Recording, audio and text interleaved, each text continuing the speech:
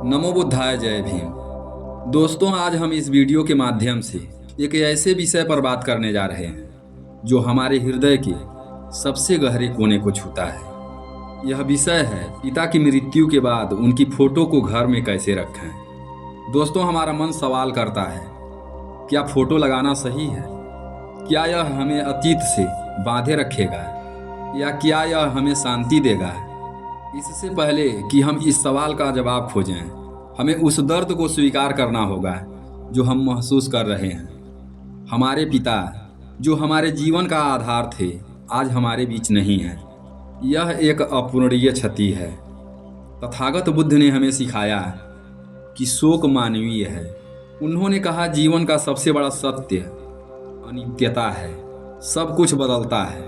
जो जन्म लेता है उसे मरना ही है। इस सत्य को स्वीकार करने का अर्थ यह नहीं है कि हम उन्हें प्यार नहीं करते। इसका अर्थ यह है कि हम यथार्थ को स्वीकार करते हैं। बंधुओं और बहनों, दुख की इस घड़ी में हमें अपने महान शिक्षक तथागत बुद्ध की ओर मुड़ना होगा। उनके उपदेश, चाहे वे 2500 साल पुराने हों, आज भी हमारे मन के हर संताप का उत्तर है। बुद्ध की 2 मौलिक शिक्षाएं हैं जो हमें इस गहन पीड़ा से बाहर निकालने का मार्ग दिखाती हैं। पहला अनित्यता और दूसरा अनासक्ति। अनित्यता सत्य जो कड़वा पर मुक्तिदायक है। हम अपने प्रिय पिता के फोटो को देखते हैं और हमारा मन उस क्षण में अटक जाता है, लेकिन जरा ठहरिए। बुद्ध हमें सिखाते हैं, संसार की हर चीज क्षणभंगुर है। इस ब्रह्मांड में कोई भी वस्तु, कोई भी संबंध, कोई भी भावना अस्थाई नहीं है। जिस शरीर को हम उस फोटो में देख रहे हैं वह 5 तत्वों का मेल था। मिट्टी, पानी, अग्नि, वायु और आकाश। वह शरीर अब विलीन हो चुका है। यह प्रकृति का शाश्वत नियम है। सूर्योदय के बाद सूर्यास्त निश्चित है, वैसे ही जन्म के बाद मृत्यु निश्चित है। अब सवाल यह उठता है कि हमारा लगाव शरीर से क्यों? हमें यह स्वीकार करना होगा कि जो भौतिक था वह चला गया। बुद्ध कहते हैं कि हमें शरीर से नहीं बल्कि उस आत्मा के सद्गुणों से प्रेम करना चाहिए जिसने उस शरीर में निवास किया था। क्या आपके पिता की दयालुता क्षणभंगुर थी? क्या आपके पिता की दयालुता क्षणभंगुर थी? क्या उनकी ईमानदारी क्षणभंगुर थी? नहीं, उनके सद्गुण अमर हैं। फोटो केवल एक भूत है। यह केवल भौतिक अतीत का अवशेष है।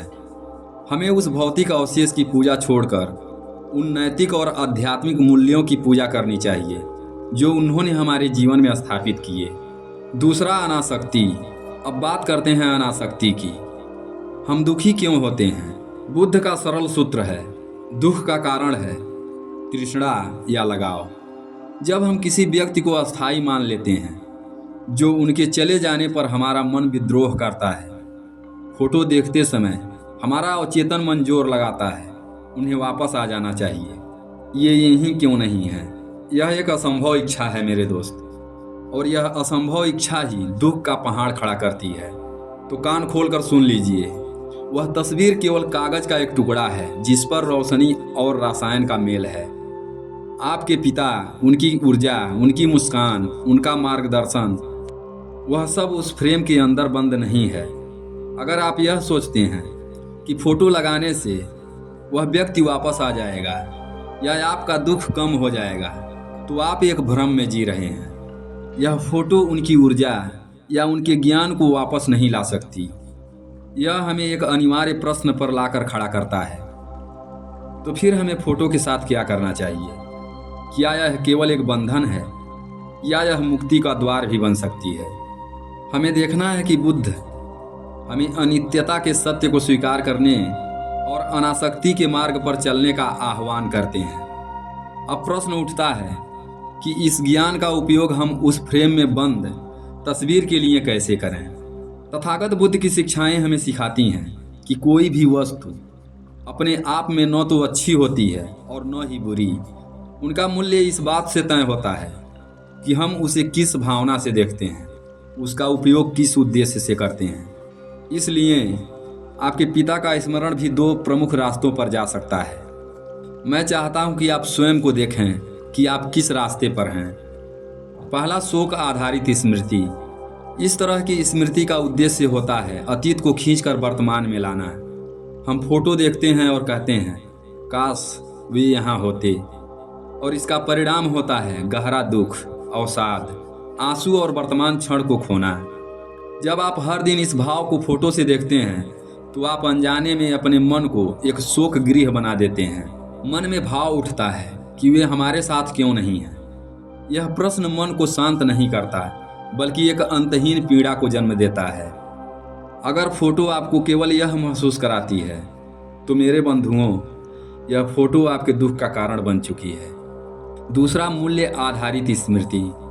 इस तरह की स्मृति का उद्देश्य होता है उनके अच्छे गुणों को अपने जीवन में जीवित रखना।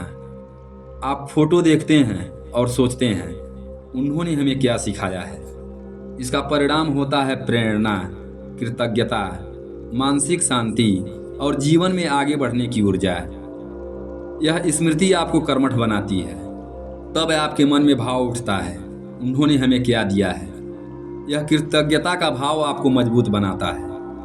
अब आपको चुनाव करना है। यदि आप फोटो देखकर हर दिन केवल शोक और अवसाद महसूस करते हैं, यदि वह तस्वीर घर में भारीपन ला रही है, कि उसे आदरपूर्वक एक निजी स्थान पर रख दें। लेकिन अगर वह फोटो आपको यह याद दिलाती है कि आपके पिता कितने दयालु, कितने ईमानदार, कितने परिश्रमी थे, और आप उनके गुणों को अपने जीवन में उतारने की प्रेरणा लेते हैं, तब वह फोटो मृत्यु की नहीं बल्कि जीवन की प्रतीक बन जाती है।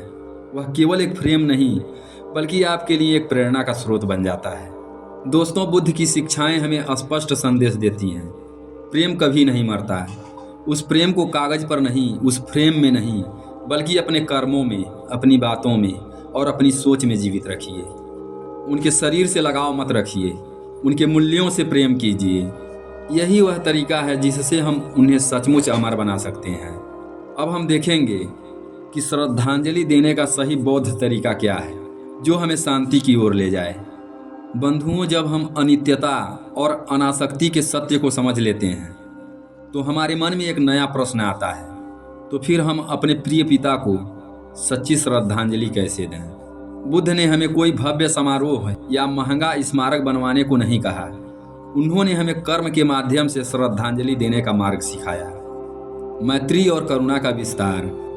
आप अपने पिता के लिए कितना भी रो लें, उनकी आत्मा को शांति नहीं मिलेगी जब तक आप स्वयं शांति में ना हो। अंतिम निर्णय, आपका हृदय ही मंदिर है। आपका खुश रहना ही उनके लिए सबसे बड़ा पुण्य है। तो मैं आपके सवालों का अंतिम जवाब देता हूँ कि तस्वीर का करना क्या है। इसे अपनी आंतरिक शांति का पैमाना बनाएं।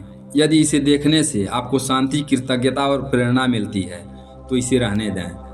यदि इसे देखने से केवल दुख, पीड़ा और रोना आता है तो इसे सम्मान के साथ हटा दें और किसी निजी जगह पर सहेज कर रख दें। आपका हृदय ही आपका असली मंदिर है। आपके पिता कहीं और नहीं हैं। वे आपके अच्छे गुणों, आपके नैतिक बल और आपके प्रेम में सुरक्षित हैं। प्रेम, दया और शांति के साथ जिएं। यही उनके लिए सच्ची प्रार्थना है। तो दोस्तों, आशा करता हूँ कि यह जानकारी आपको अच्छी लगी होगी। तो वीडियो को लाइक और चैनल को सब्सक्राइब करके कमेंट में नमो बुद्धाय लिखकर इस वीडियो को अपने दोस्तों के साथ ज़्यादा से ज़्यादा शेयर। फिर मिलते हैं अगली वीडियो में तथागत बुद्ध के एक और प्रेरणादायक विचार के साथ। तब तक के लिए अपना ख्याल रखें, हमेशा खुश रहें। हमारे साथ वीडियो में अंत तक बने रहने के लिए धन्यवाद। नमो बुद्धाय।